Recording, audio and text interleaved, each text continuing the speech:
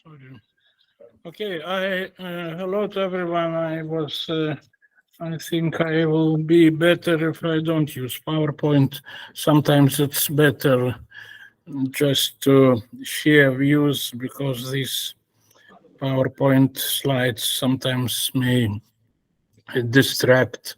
So very nice to be in this group. I know many of you, but not everyone, and I will be happy to share my experience, mainly from from my 6 years of rapporteurship when I was UN Special Rapporteur on the right to health from 2014 to 2020. But before that, I want to share the background, how I came to my views and then contributed to global mental health discourse. Do you hear me?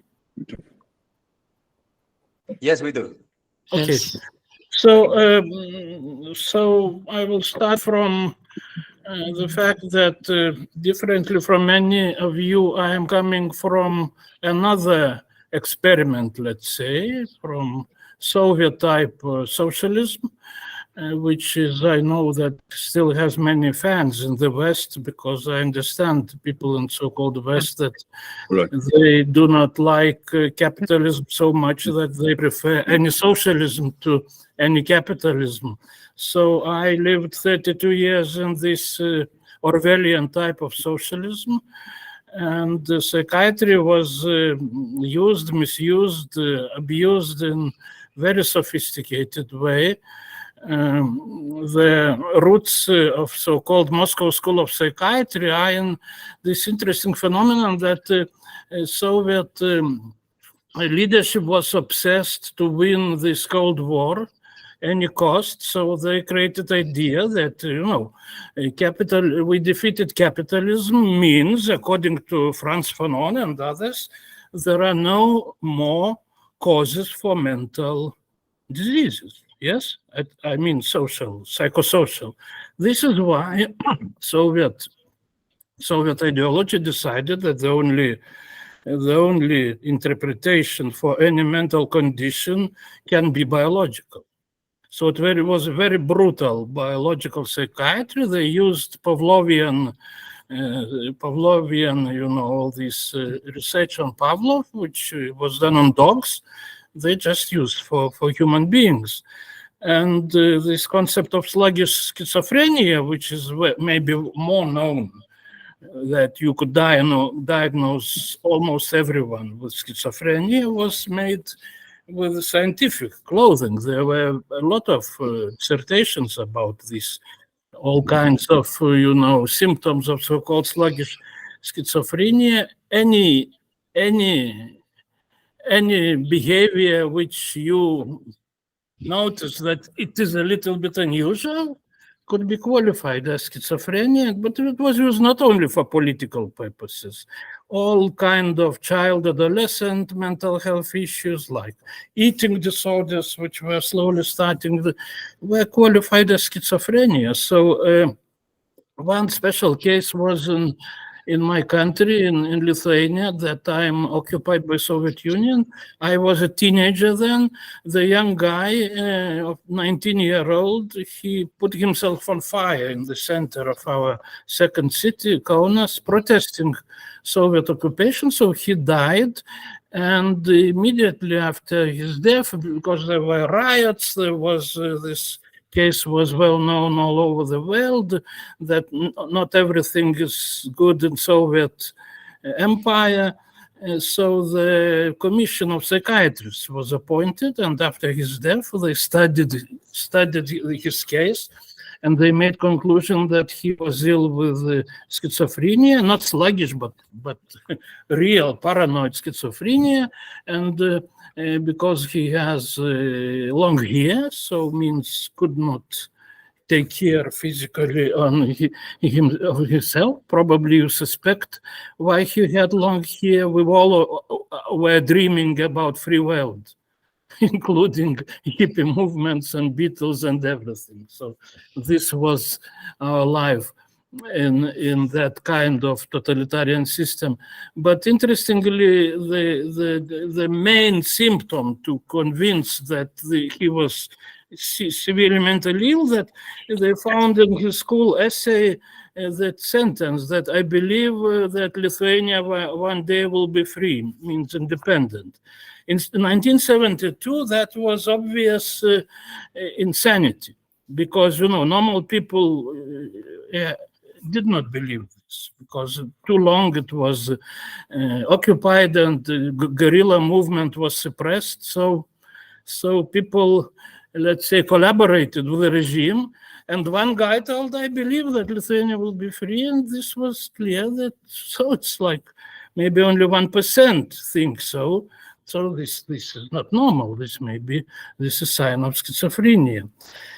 Interestingly, after 17 years, when all these peaceful revolutions started in my region, including Lithuania, there was movement to re-evaluate this case, because he was like national hero, And I was appointed as a young psychiatrist to the second commission. I was not happy. I don't think that second commissions should take place. But, and of course, we did not want to be accused that now we will serve to other government and we'll tell that, no, he was very, very mentally healthy and so on. But we studied so long, we studied his case so long that I think he's the, among people whom I know best, even if I never met him, And just our conclusion was modest, that we could not find any symptoms of mental disease. We don't know if he had or not, but we could not find. So I just want to tell you that this decision is not popular until now among Lithuanian psychiatrists. And despite all these changes, despite, let's say, the democratic changes, psychiatrists, the group who are loyal to their teachers, the teachers told that he's schizophrenic. How you dare to doubt? And yes, and he was not really normal, because normal people, as we know, adapt. And those who are normal, they do not adapt. So I want just to tell that one of my teachers when I was a young psychiatrist was the professor lady who was taking care of me. She was very good person, paternalistic, and she was so shocked that in that second commission I am, moving to the idea that there was no schizophrenia there. And she was talking to me a lot. And from that talks, I understand that they did not need KGB to force them to diagnose. This was already in the mindset of psychiatrists, that,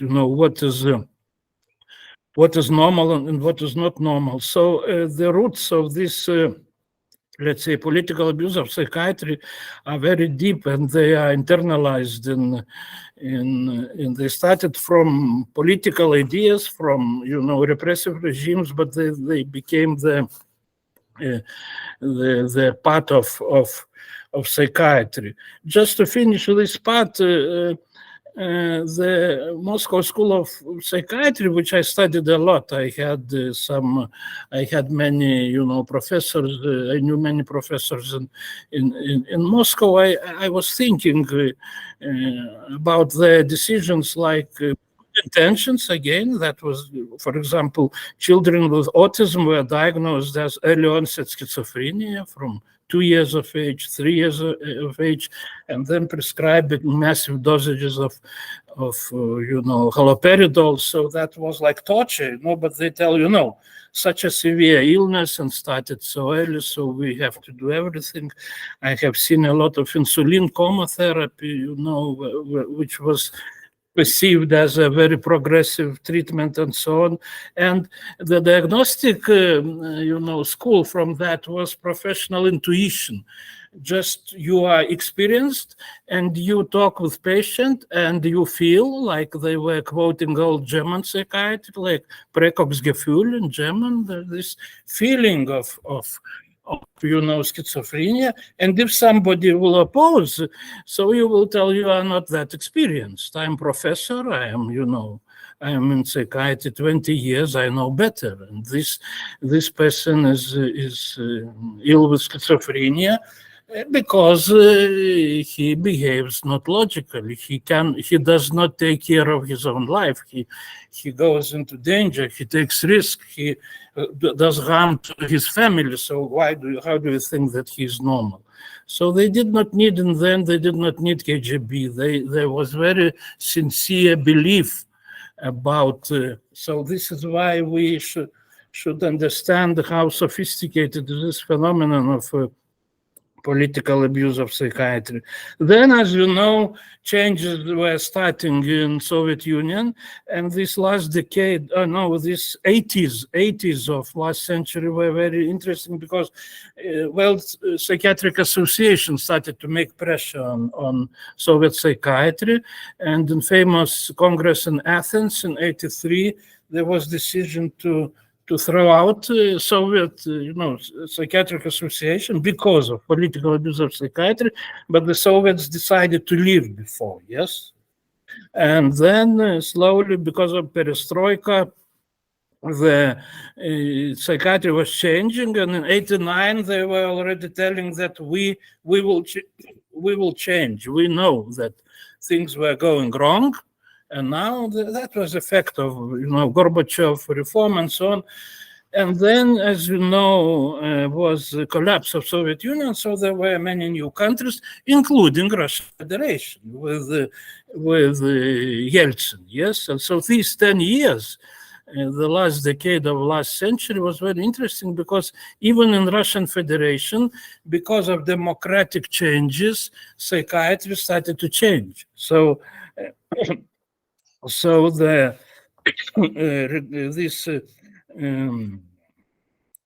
because of democratic changes in society, there were many promises, at least rhetoric, from Moscow that we now understand and we will follow, let's say, international standards. At least we will not be involved in political abuse of psychiatry any longer.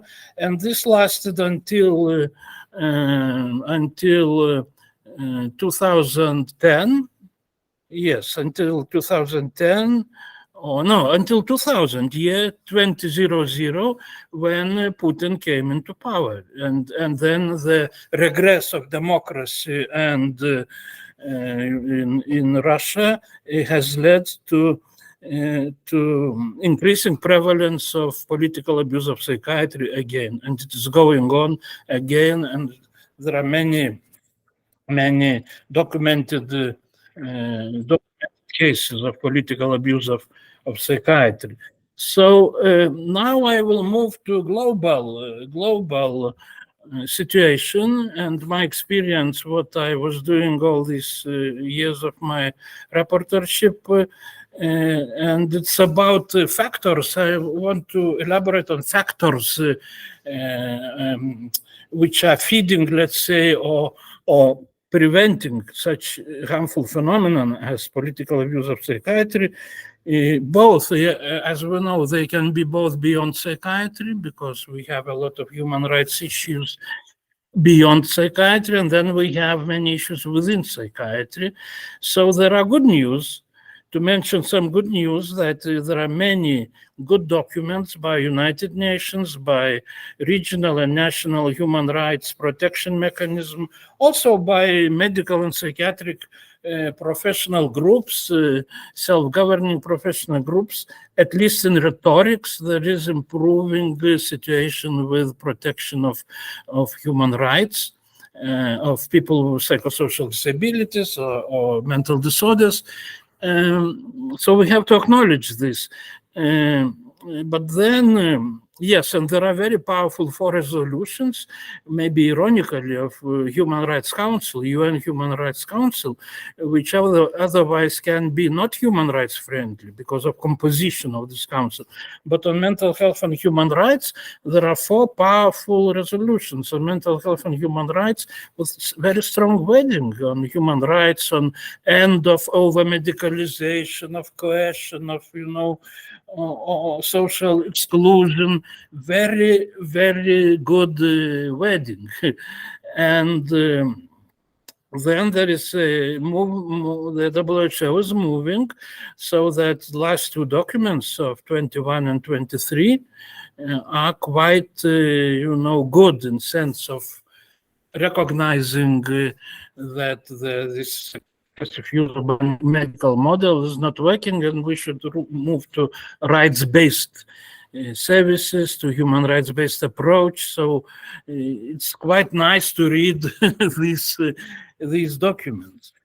I'm happy that I contributed, so that when I was special rapporteur, I did some reports, and I especially highlighted the obstacles for realization of good mental health. I just questioned this burden of mental diseases concept, which is medicalizing even further. So instead, I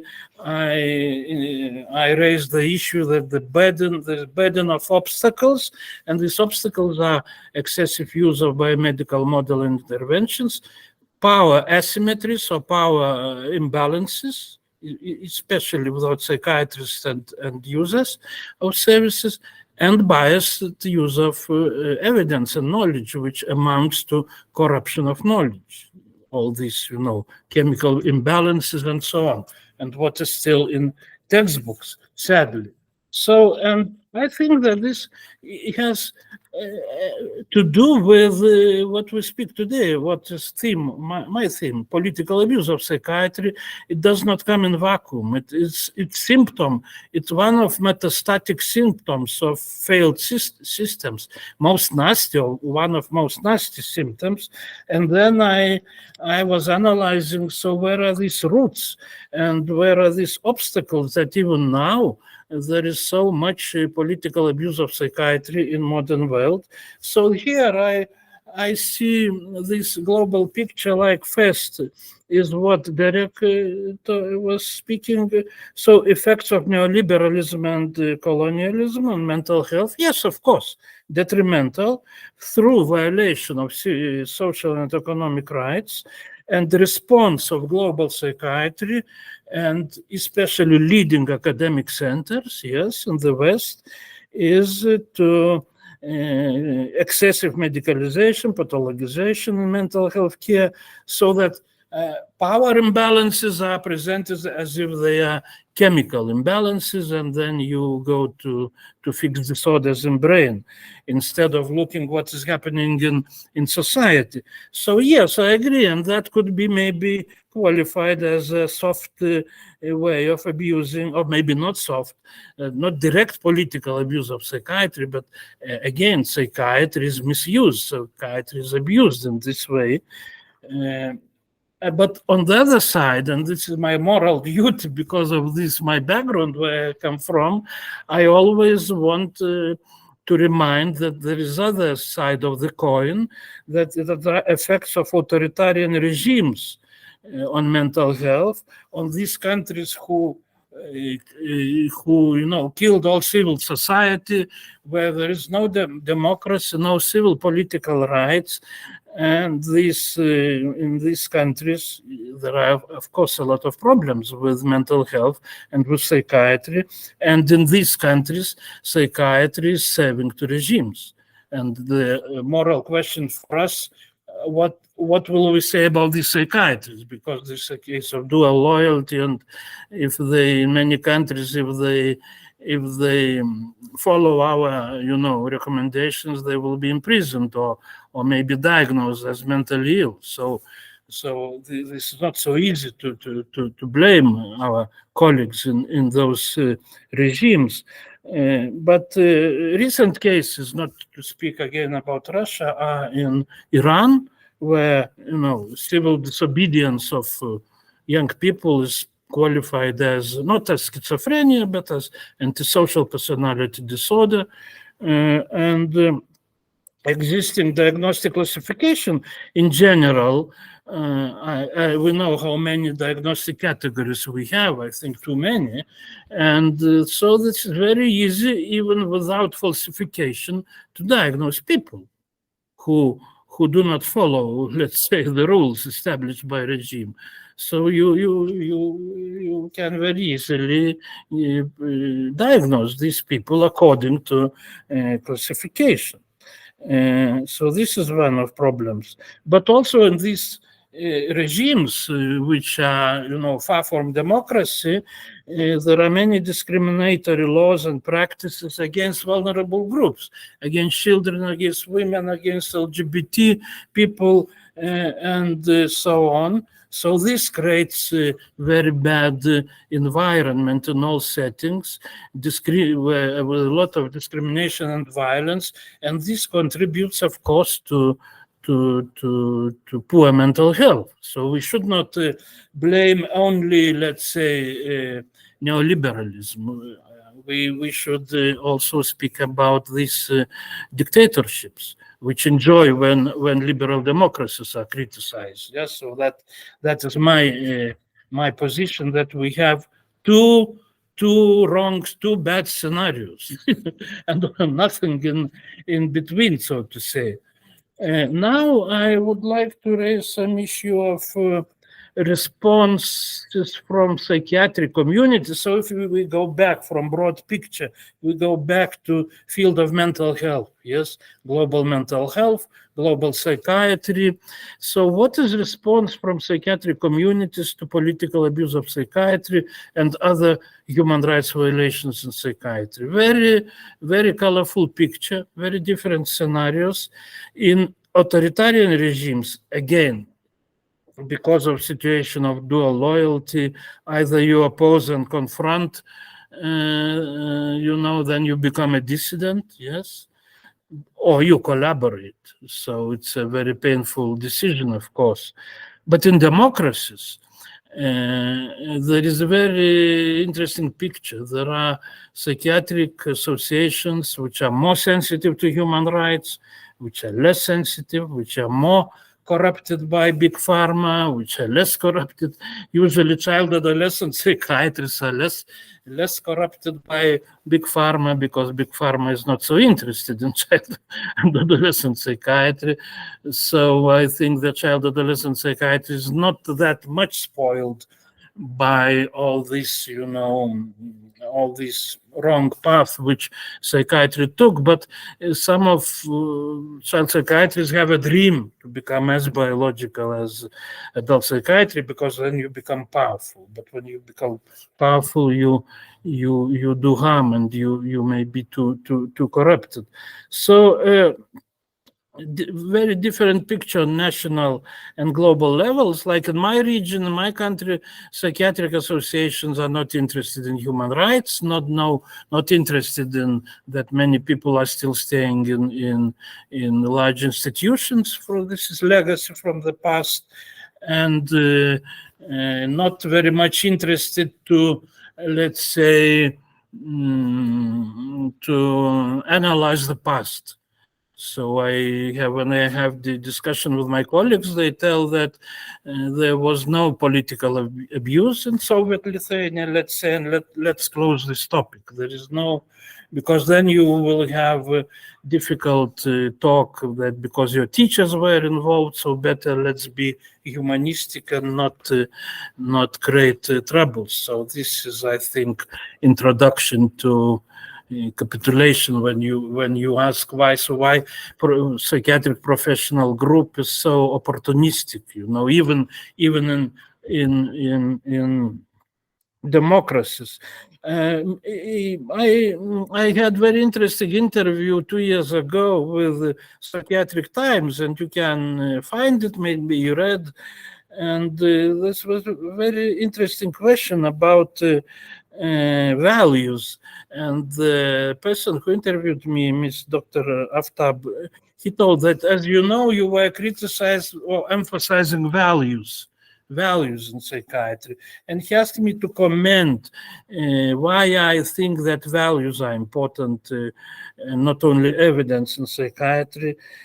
That question, I should say, maybe even irritates me, because I really don't understand how can be medicine and psychiatry ignoring values. We know history of psychiatry, it's history of tragedies, of atrocities, and this German Nazi experience, the euthanasia program recommended by professors of genetics and psychiatry, and then lobotomy and all these things. And in Soviet Union, we had these other things, and this all was good, was presented as evidence-based and with good intentions to help people, but something wrong was with values. My professor, my first day, I remember in psychiatry, my professor called husband of a lady who was diagnosed schizophrenia,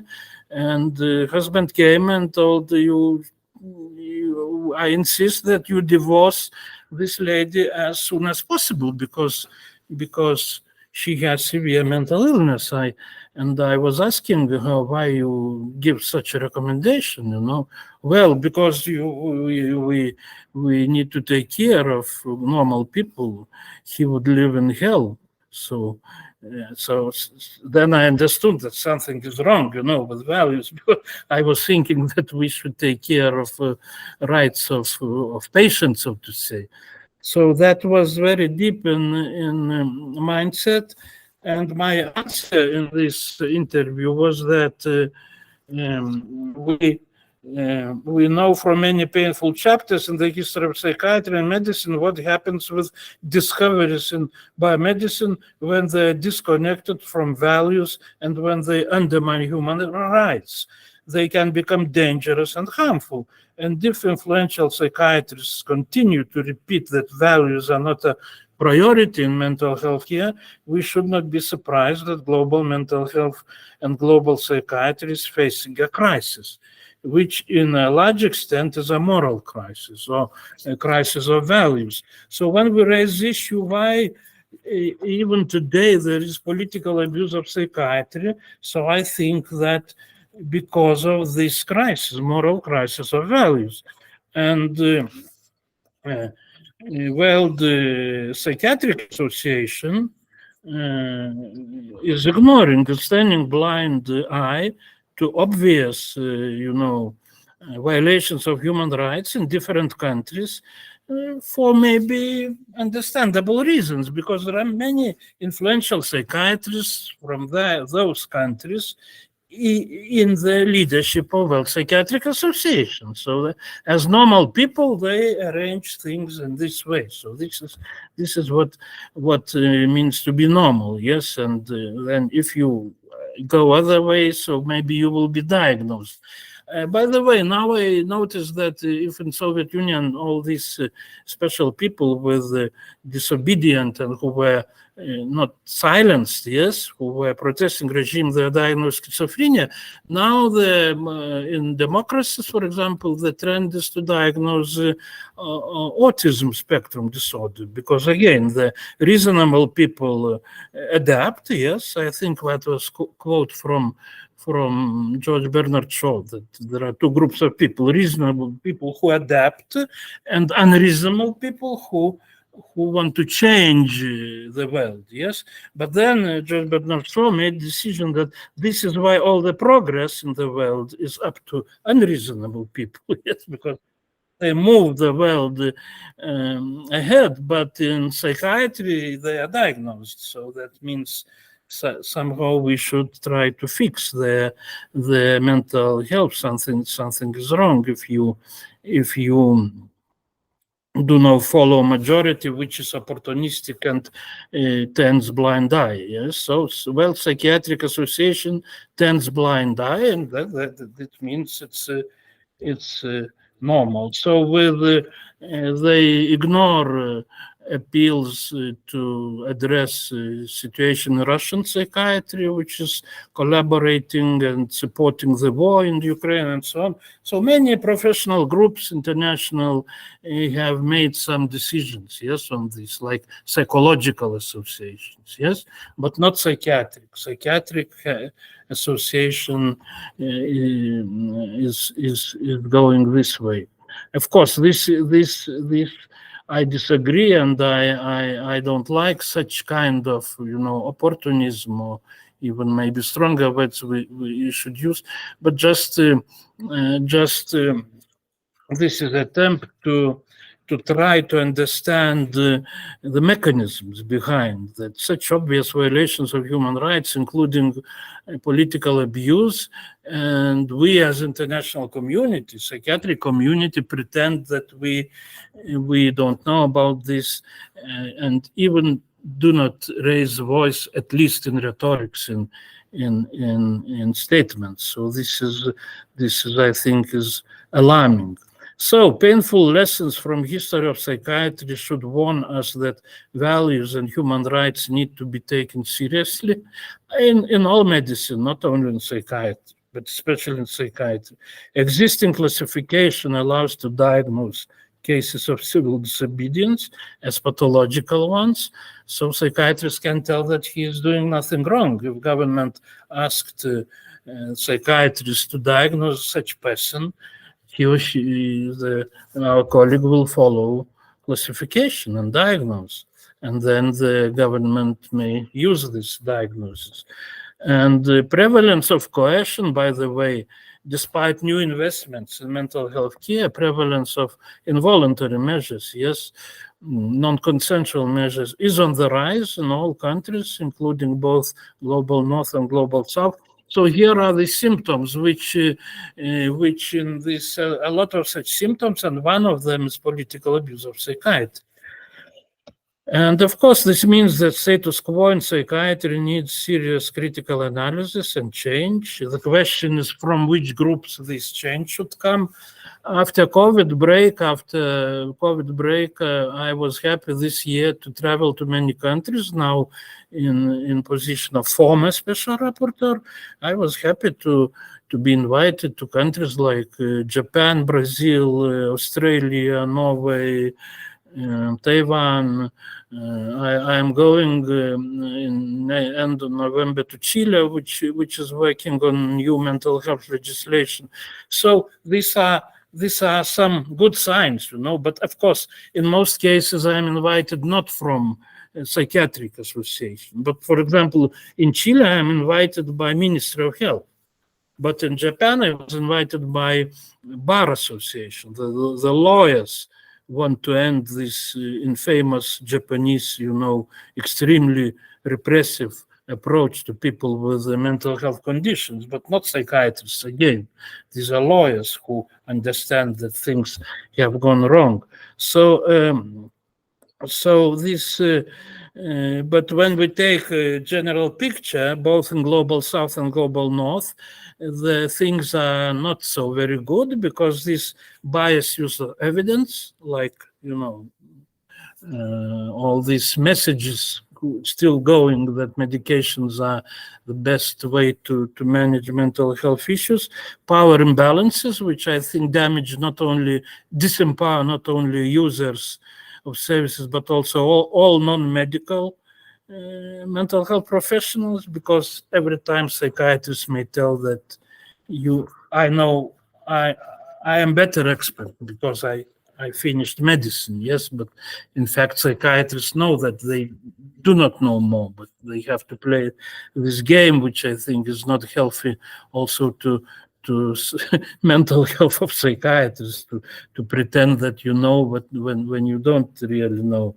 And so all this, and again, overuse of biomedical model, all this feeds this legacy and reinforces this vicious cycle, and that psychiatry is so vulnerable, so immune to systemic violations of human rights, can be very easily corrupted, and even can, with the hands of psychiatrists, political abuse may happen. Just we can formulate it as political abuse of psychiatry means that psychiatry is abused, yes, maybe misused, or psychiatrists are doing abuse. So these are maybe different shades, but in all cases, this is a very sad, very deplorable phenomenon. I was happy some weeks ago and I recommend to you, you can find this in Made in America, the two authors, Macpherson from Essex University and Ote from Norway, they made analysis of responses to reports of special rapporteur. Yes, that were my reports, but this is about analysis of responses, and especially responses of powerful psychiatric groups. It's not for me to comment, yes, but it's very good that independent researchers did analysis of responses and arguments that were used. So the same arguments probably would be used if we ask, well, Psychiatric Association, why are you ignoring brutal cases of political abuse of psychiatry? I don't know what would be their answer. But in America, there is a blog, but in that blog, you can find link to the serious publication, which is, this analysis, very good analysis by these responses. And it tells a lot about situation in global mental health, and especially in global psychiatry. So I was thinking now to summarize and to list some conclusions, but for this group, that would be excessive, because you all know where are the roots, where are the obstacles. I just wanted to give my angle and to add to what was told by Derek and to this, what happened with the effects of neoliberalism. I fully agree, but not to forget that there are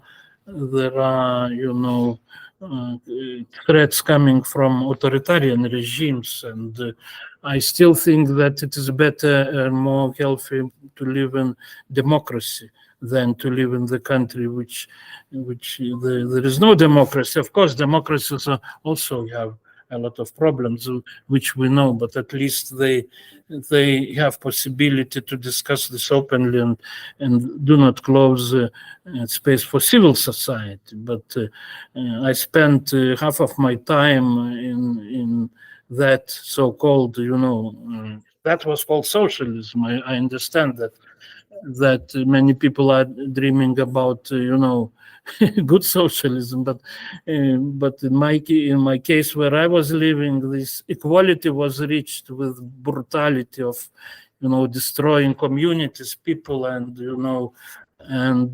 pretending equality in Orwellian way. So I hope to see in my life socialism which works, effectively. And I understand that capitalism is not the system which we should commend, but the problem is that, which I already told. But psychiatry or mental health, let's say, is suffering in all scenarios we know, and this means that we will continue to have a lot of work to do. So I think I stop here, and maybe we can have some time. I'm sorry when there will be end of hour, I have some other activity and I will leave you. I am sorry especially to next speakers that I will not be able to join. Thank you so much, Dainius. We can start with the questions.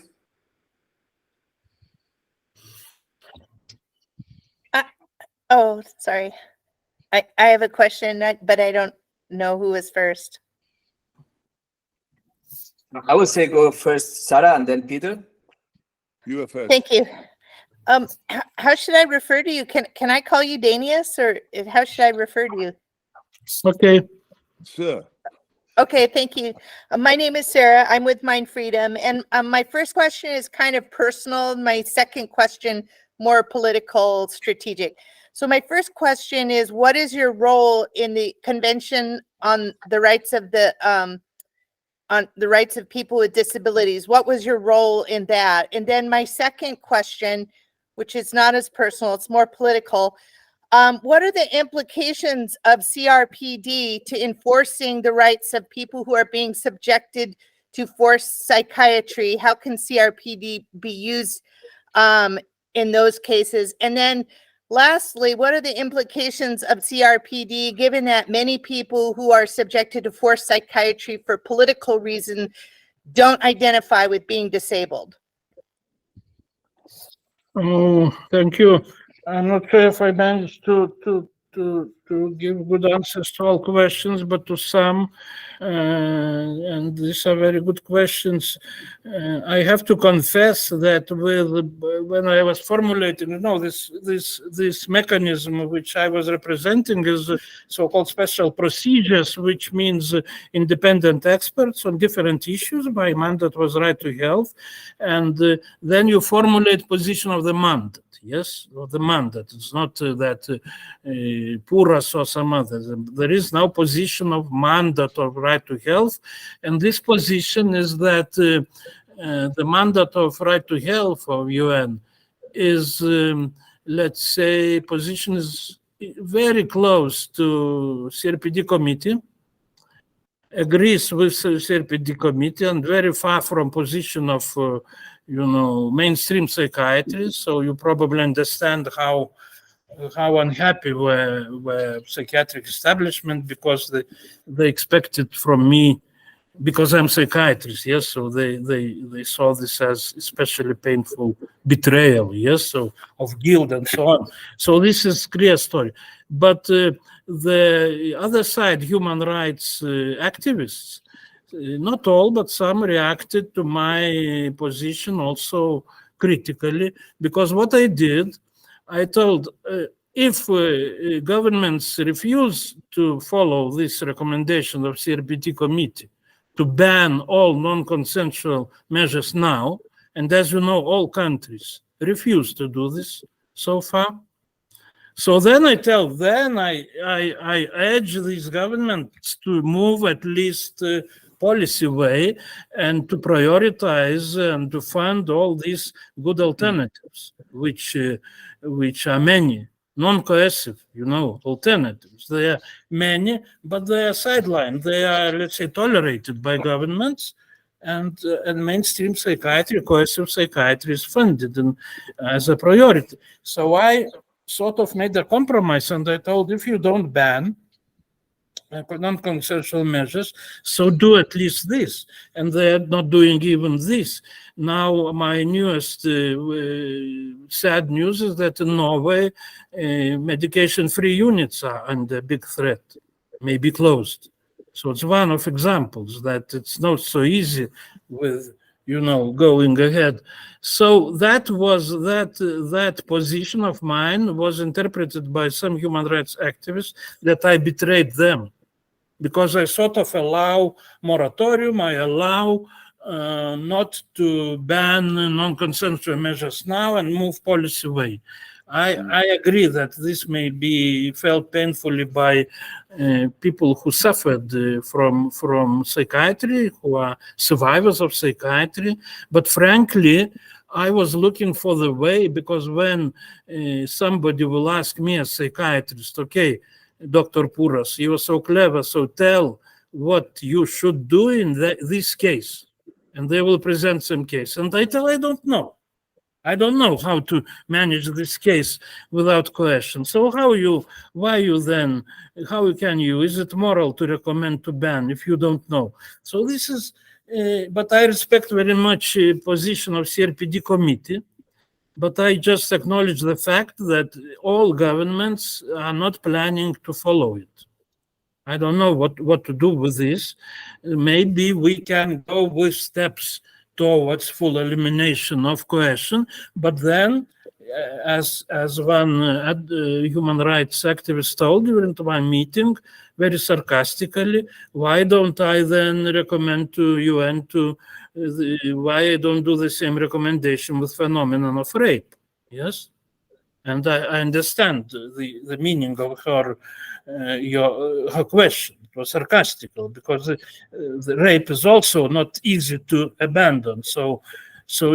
And I understand her, because she felt during procedures of restraints, she felt like suffering from rape, and this is serious. So that would be my sincere reply to your first question. And if I understood well, the second question is I am on the side of users of services very much, because frankly, in almost all countries, psychiatric establishment, especially leadership, and that is academic professors and directors of psychiatric institutions, they do not take convention seriously. They ignore convention, because convention very openly questions medical model. Yes, even in rhetorics, look, convention does not use terminology like mental illness or mental disease or mental disorder. Yes, but psychiatry, if you take any new textbooks, even from most modern psychiatrists, you will find here that there are mental illnesses, mental diseases, and psychiatry very strongly supports the idea that, for example, schizophrenia is mental illness. And only psychiatrists can, let's say, help with dignity, because they will fix disorder first, also involuntary if needed, and then only this person can live with dignity. So I don't want to say that I support this position. I don't support, but this is how psychiatry is continuing to keep psychiatry as part of clinical medicine, because otherwise, they think that if it is not a medical model, that they are not needed. I think that psychiatrists are needed, but I have a dream that the future of psychiatry should be social psychiatry. But then it will be not so powerful again, yes? And will share power with others, which I think will be more healthy, but not so powerful. So this is not direct reply to your question, but the main, this impasse problem I see there, that majority of psychiatrists refuse to take seriously main messages of CRPD convention, and they take, okay, physical disability is okay. We agree that wheelchair, let's say, wheelchair and not medical interventions, and let's remove barriers, yes, for physical disability. But when it comes to schizophrenia, they tell this is not like physical disability. This is illness, which the person was mentally okay, and then he or she got ill with medical illness, and then they keep to medical model, and then they tell only we can fix. So now I hope that this situation is changing. I'm not so very optimistic, but I did not do research, but up around 10% of psychiatrists in countries are now, let's say, moving to this human rights-based approach, but a clear minority, of course, so far, but still it was like 5%, now maybe 10%. I don't know, it will be more than 50 someday. But for this moment, psychiatry, what they are taught in medical schools, I agree very much that crucial point is medical education. Medical doctors are taught that the more aggressive you are, the better doctor you are. So this is again, the idea of aggressive doctor. You save lives. Psychiatrists save lives. They give good medications and they prevent suicide, homicide. This is all myth. This is all not evidence-based.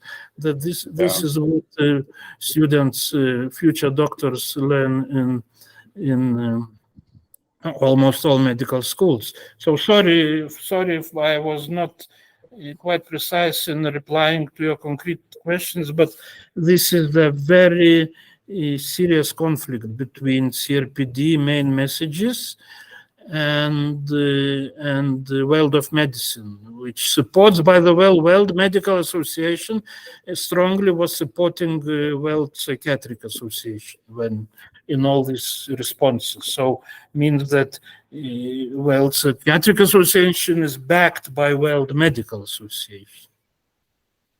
Mm. Thank you, Dainius. Peter, I will give you the word now, then Artin, Yes. and then Derek. Okay. My question comes from an experience I had about more than 40 years ago. I was in a live TV show, and it was called Call Direct. That means people could call and ask directly live questions. And I sat there with some psychiatrists, also the chair of the German Organization of Psychiatry and Neurology, and one man called and asked, is the haloperidol, which is used in Soviet Union to torture people, to torture political prisoners, the same haloperidol which is used systematically in normal medicine? And the psychiatrist answers with a simply yes, it's the same. And when I think that for political repression, haloperidol is used, and in psychiatry, and electroshocks is used like in psychiatry. I want to ask Dainius, where would you set the border between misuse or abuse and so-called therapeutical use, when the treatment is the same, and when the treatment in psychiatry all over the world, not in your clinic, but all over the world, is without informed consent, because you cannot give consent when there's no information about the risks. Thank you, Peter. Thank you. Nice to see you, even if in a remote way. Yes, I will try to. That is very good and painful question, because I do not have until now precise answer, and I was trying to formulate again position of the mandate, and then I was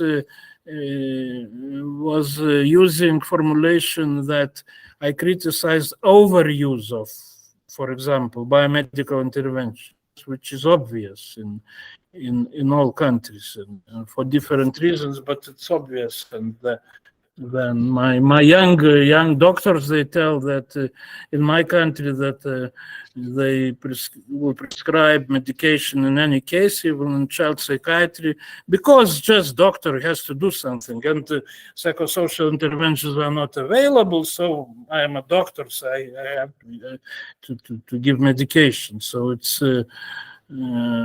very deep, and of course in the United States, but in many other countries.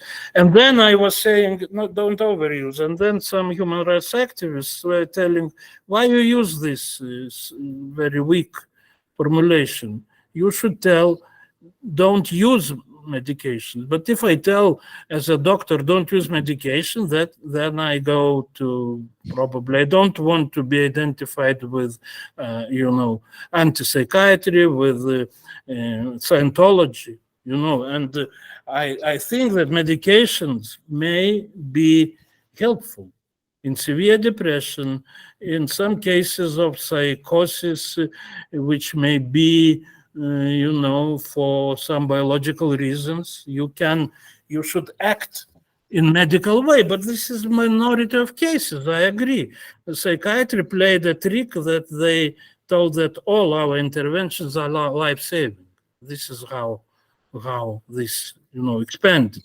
But we can find cases when mental health crisis is because of biological some catastrophe, and then you need medical interventions, including medications. So this, if you say never psychotropic medications, I think you move too far. But then you create this gray zone that everybody, like the students, they know how to reply in exam, that medications are needed for severe cases and not needed for not severe cases.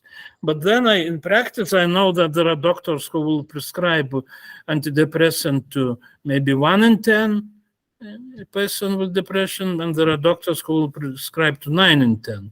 And there is no way to say whose of them is better, because the psychiatry is not exact science, no markers, no nothing.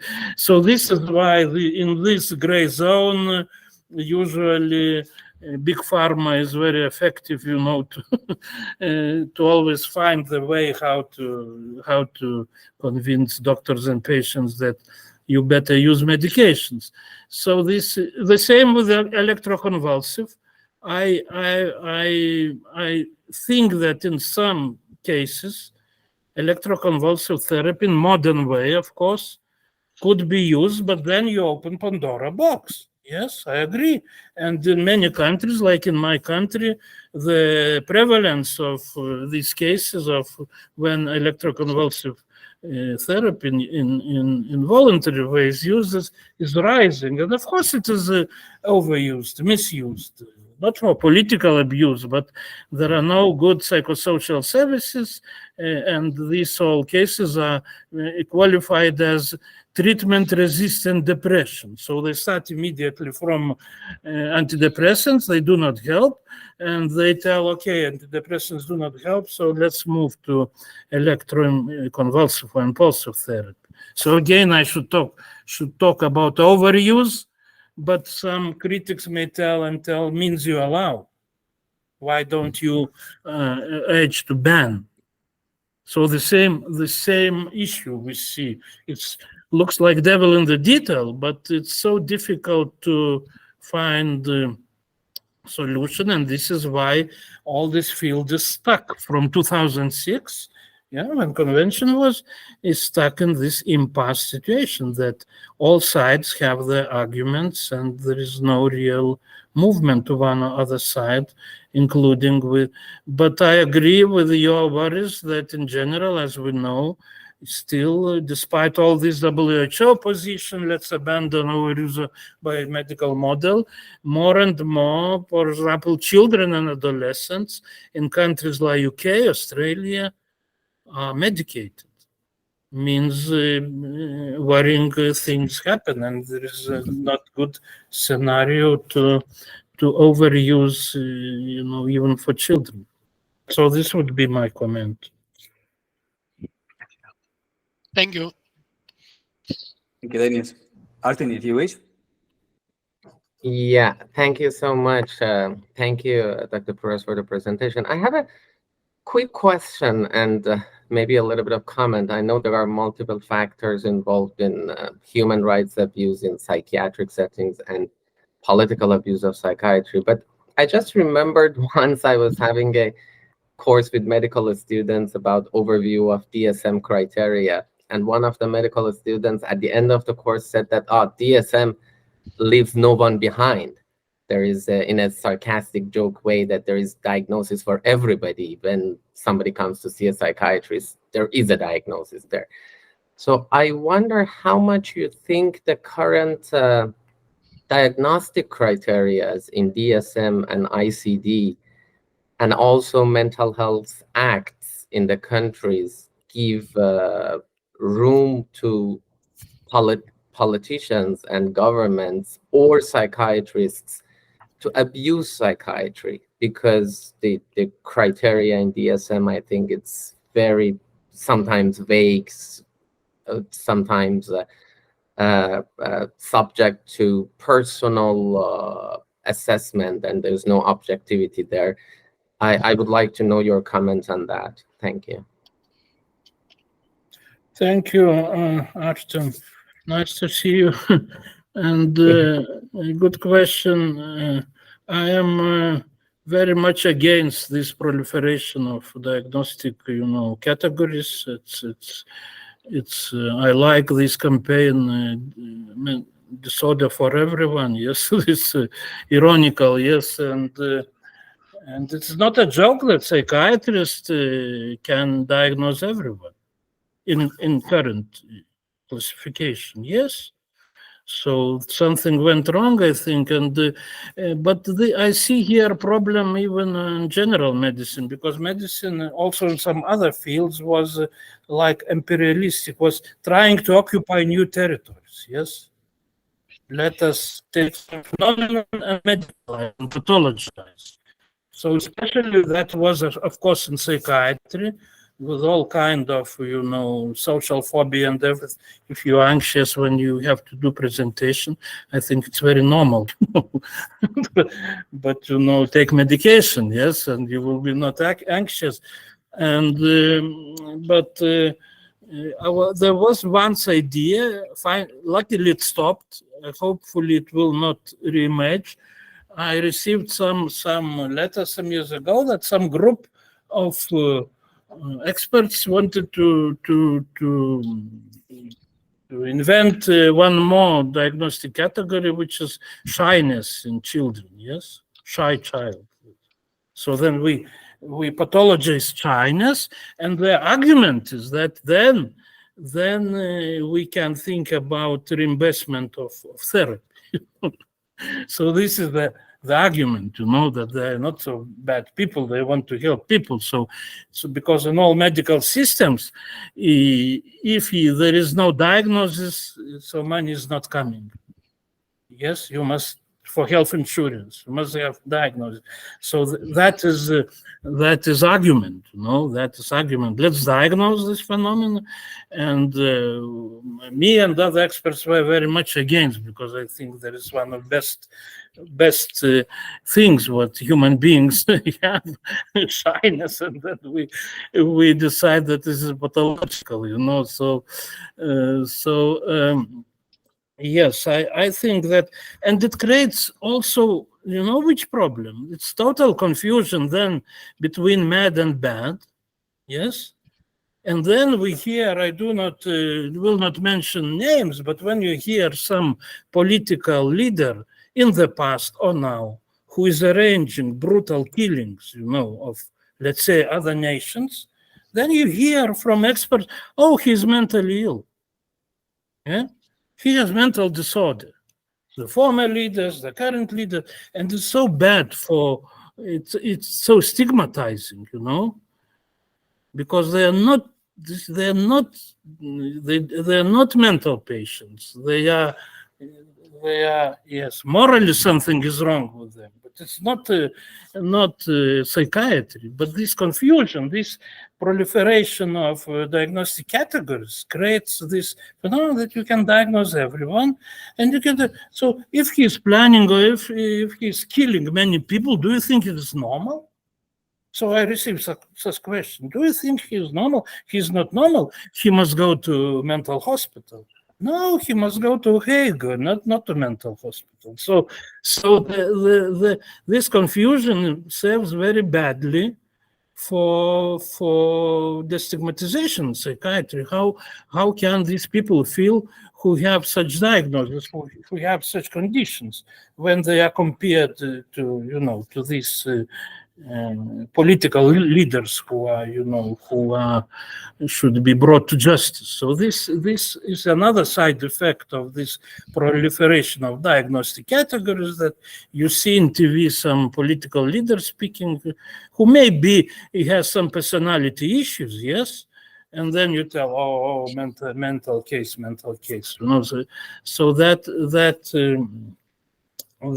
I think the problems like political abuse and starts from diagnostic, this issue, the diagnostic system, which was expanding, and people ask, so is this autism illness? No, it's not illness. It's just diversity. So why it is in classification?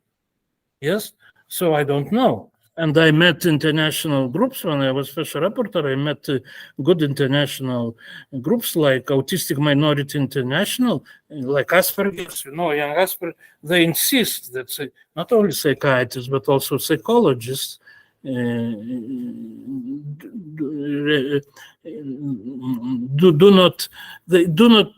not understand that doctors and psychologists what they want to do with this? Why they want to change us when we represent diversity? You should be happy that we do exist. But no, you're pathology. You are in F. You are ICD. You are in DSM. So we need to fix you somehow. So maybe I am simplifying, but this is how people understand. You know, that if it is diagnosis, you have to rush and take and act. You know, and this is the wrong message. Thank you. Thank you, Dainius. Derek, if you wish.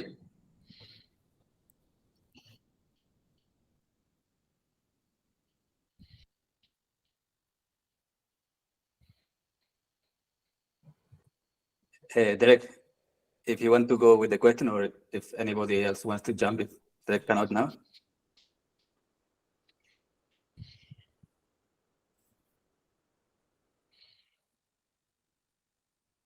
Sorry, can you hear me, Enric? Yes, I do. We do.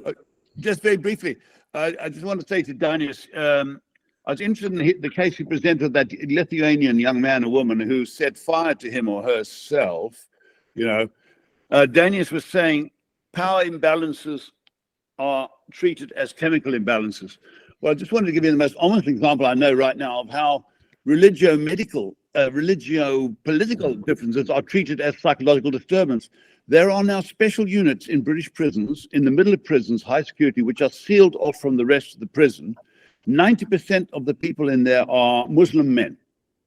And these units are run by psychologists, answerable not to any health authority, but to the Secret Service and the police. A completely sealed unit, a grotesque thing. No one says anything. The Royal College of Psychiatry obeys its basic mandate to support the state. And there, these young men with differences of political and religious outlook are being put through programs which supposedly will psychologically cleanse them. Well, really, that's just a sluggish schizophrenia story all over again. Thanks. Anyway, that's all. Just a comment. Thank you, Dainius. Great. Thank you.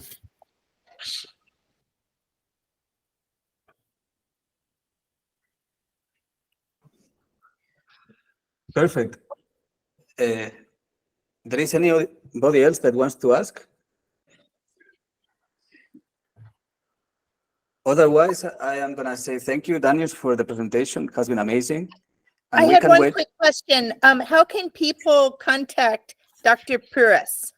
Okay, you can. Enric has my email address. Maybe you can write, because I can. I don't know if I know how to do this quickly. So. Thank you. I'll get it from Enric. Thank you. Mm-hmm. Well, I will close with one question. Is actually the ban of non-voluntary measures on the table? Will that at least be proposed? And if countries wish to apply it, the UN has this as one of the possibilities? You mentioned that that's something that you didn't want to go for, but you mean you ask me? Yeah, the CRPD. About the involuntary measures. Exactly. So we were expecting a lot. We should study better. I had no time because 1 week ago, or maybe now 2 weeks ago, WHO launched another document, which is about mental health legislation. And this is a serious step ahead. But I think that they did not fully formulate this, probably for obvious reasons. I'm afraid that they went similar way like I was describing. You will not find very clear, strong recommendation to ban, but you will find a lot of critics to existing systems, which create and reinforce this helplessness and coercion, and you will find many good, analytical, critical comments about existing system and how to move ahead, but you will not find this, let's say, revolutionary recommendation, and then many people will not be happy, like users, and again, but I still have to study, because this is a long This is a long document, so it's not it's a guidance. Guidance with very good, as I told, analysis of systems, and then when it comes to recommendations, they are probably a little bit vague or maybe too vague.